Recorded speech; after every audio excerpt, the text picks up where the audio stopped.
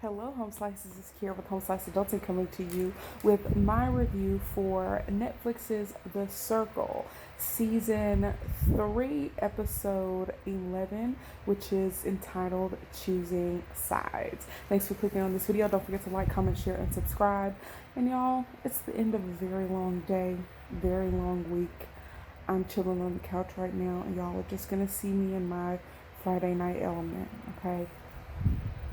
Just get that picture in your heads for now. So anyways, thanks for clicking on this video. Don't forget to like, comment, share, subscribe, and let's get into the meat and potatoes of this particular episode. To be honest with you, I don't feel like there's a bunch here, so hopefully we can get this over with very quickly. And so essentially, James makes a deal with Nick that if he gets rid of Daniel, or if he agrees to get rid of Daniel, that Nick, needs to make sure that Kay and James are both in the final two. So Nick agrees, and interestingly enough, Nick was fairly easily able to get James to do what he wanted him to do, which was not get rid of Ashley or Isabella. So, funnily enough, James was talking all that noise about, we gonna get rid of who I want to get rid of, and that's not necessarily true. So, what I do like is that James kept his alliance with Kay. That's the person he kind of felt the strongest connection to in the beginning, and we found out why later. But, Nick also brought up that Daniel, to a certain extent, was playing both sides and had an alliance with both Nick and the other side, which was Kay and James.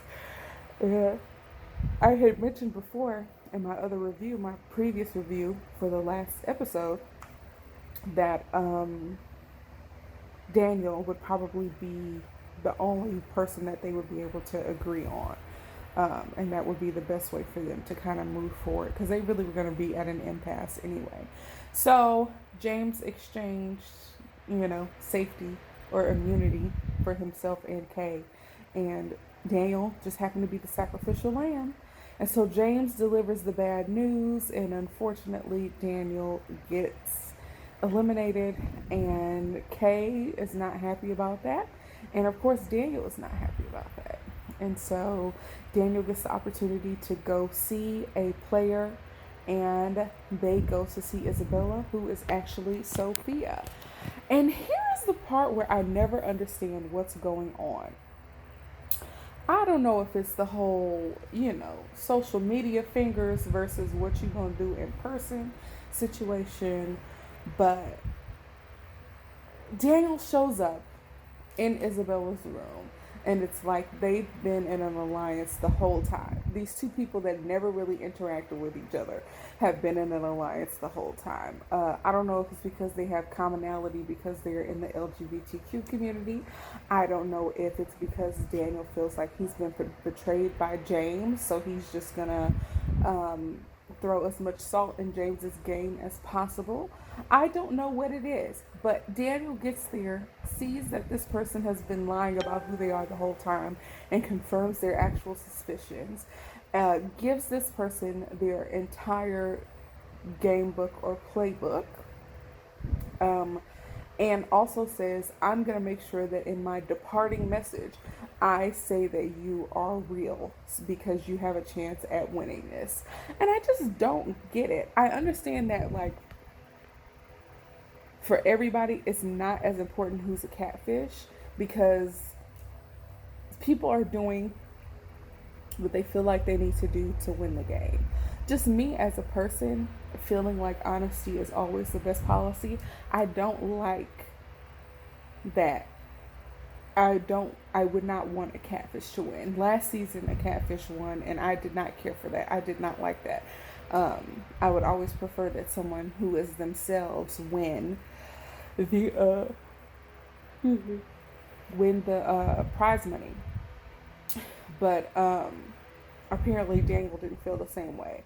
It just kind of felt like he was being he was so upset by the fact that he got blocked, and that he got blocked by a person that he trusted, that he just gave the whole game away to a person who was a catfish with like no regard for what that meant. So I did not care for that. So it's the next morning, newsfeed gets updated. Daniel leaves a message. He is who he says he was, and a couple of things come out of that. First off, he basically says, you know, what's the point in forming alliances if you're just going to get rid of people anyway? So he throws a shot at James, of course, which we knew was going to happen. Daniel's 20 years old. Taking the high road is not always something that you learn at that age, or that you're able to do at that age. So that was obvious that that was going to happen, and he said he was going to do that.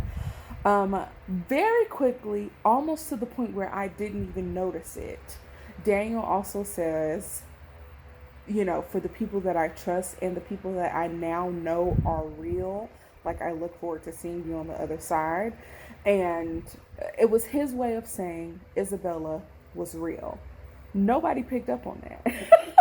The only person who picked up on it is Isabella, because she is a catfish. But nobody else really understood that he was saying that the person he went to visit was real. Nobody really put that together. It made Isabella happy, but to everybody else it didn't really make any never mind. So yeah, next they're all in the chat together, and basically James is trying to do a little bit of damage control. I don't know that he did a very good job. His response was more like, that was a very tough decision. Let's pour out a drink for the homie. Like, that's kind of how his attitude came off. And in that moment, he realized that he would have to do damage control that day, and that would kind of need to be his goal, to make sure that his strongest ally, Kay, would stay on his side. So they all kind of expressed their dismay about Daniel and the fact that they have really close ties to all the remaining people, and all that jazz. Ashley, played by Matt, changes the subject and asks everyone to post an additional picture of each other. They all do. All the pictures are interesting and show more about their personalities and whatever. James invites Kay to a private chat, and he basically says, I owe you an explanation, and the reason that I had to get rid of Daniel was so that I could secure a victory for you and me. And because you are a beautiful black woman, and I believe in protecting black women, I was drawn to you, and I see you like my, my sister, basically. And, Daniel lost the battle so you and I could win the war. And I really appreciated that. James really, in the beginning, was very annoying to me. I didn't really care for him, but he has grown on me tremendously. And as a black woman who feels like black women need more support, I won't necessarily say protecting, because that kind of implies that women need to be protected by men, and that's a little bit problematic. But what I will say about that is that black women need more support. Women need to be need to feel safe, basically.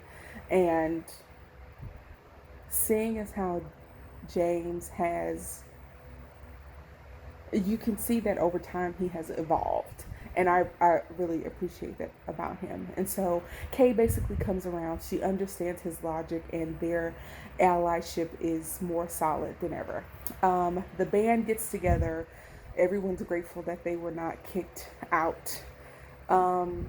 Interestingly enough, Isabella does not bring up, well, in the group chat earlier, Isabella brought up the fact that Daniel had come in to see her, but she didn't mention anything about him saying that she was real. And again, it really wasn't on anybody's radar. But the band has a chat together. I don't know that anything interesting particularly happens, but they're just grateful that they are all still there. Moving on, they do a yearbook challenge where they vote people in the group different things, like most likely to. I think that might have been the name of the game. And so there was Class Hottie, Class Clown, and Circle MVP. So Class Hottie was Isabella. That's funny. Jackie came up second. She did. Um, but Eurocentric beauty standards. Anyways, next up is Class Clown. James gets it. Um, Circle MVP is a tie between James and Nick. So that makes sense since they were just the influencers the night before. And so they have a circle prom, which I think is super cute. But before the circle prom, Ashley reaches out to Kay. And in another interesting twist of fate, another member of the band reaches out to Kay to reconcile with her. Now, I was saying how the band was underestimating James and how they were kind of villainizing Kay and making her the mastermind, and how in the previous episode James really was the one to look out for. But if you think about the fact that Kay, in different forms, has gotten into the good graces of everyone on the band, she is gonna rise to the top again. So Isabella finally had a single conversation with her in the last episode. Ashley's coming to her now asking for her forgiveness for throwing her under the bus in that challenge that they did where she called Kay her biggest rival. And Kay is so moved by this apology that she even starts crying. And it's really interesting. I don't know if it's Kay's personality or if it's strategy, but when people over time have come to her to apologize, she is always very gracious about it and very forgiving. And I don't know if that's, if you reject somebody's apology, chances are they're not going to, be on your side anymore. So it could be seen as a strategic move, or if she really is a person that's just like, water under the bridge, all's well that ends well.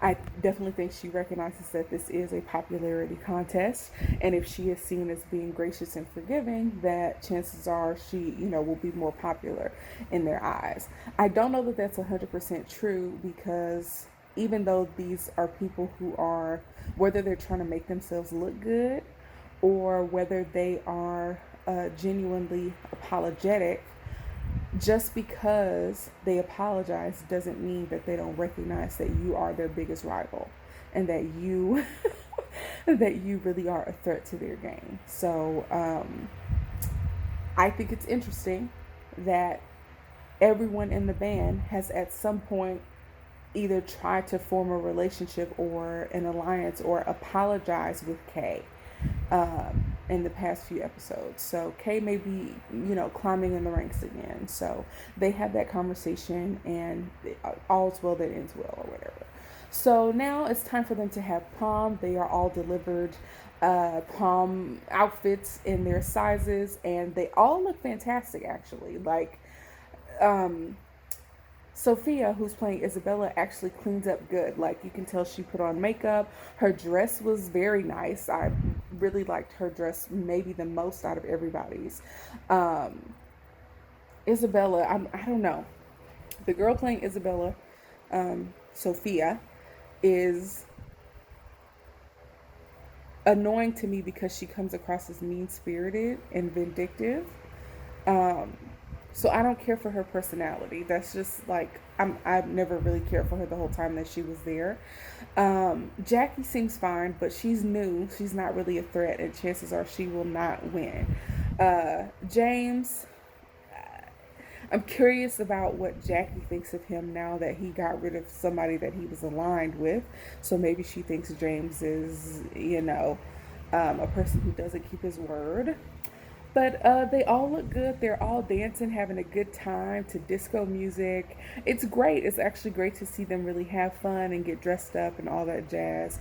Themed parties are really in nowadays. And so this being a prom for them is like on brand as far as like fads go. So they do a group chat. They all start talking about dancing or whatever. And then Kay, interestingly enough, is always the person who brings it back to the game.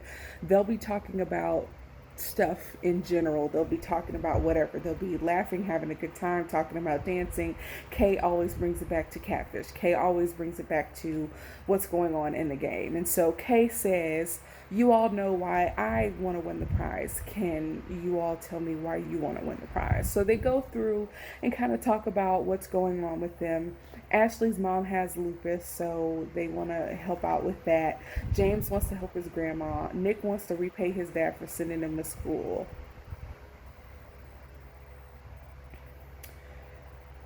Okay, Nick. Nick had the least heartfelt, the least heartfelt one to me.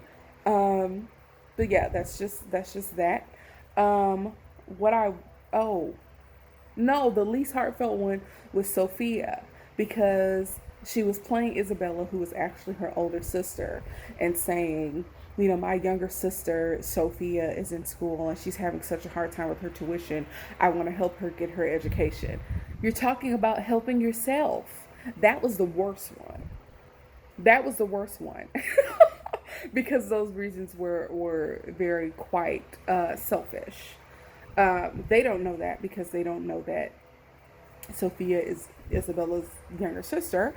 But Nyx was like the next one that was like, okay, you had your education paid for. Great. Um, but the absolute most heartfelt one, of course, came from Jackie. Like, even I shed a tear. She talked about how she lost her brother to heroin addiction and how that kind of rocked her family. Um, and how she wanted to donate money to drug prevention organizations. And I thought that that was really sweet. And just to see her be so emotional in that moment made me emotional. I'm an easy crier, like super. I'll cry at the drop of a hat. So don't gauge it based on me. But it was like very touching to hear all that. And then James closes it out and says that he's happy that all of them are there together, and the prom is over, but not before they are alerted by the circle that tomorrow's going to be the last day.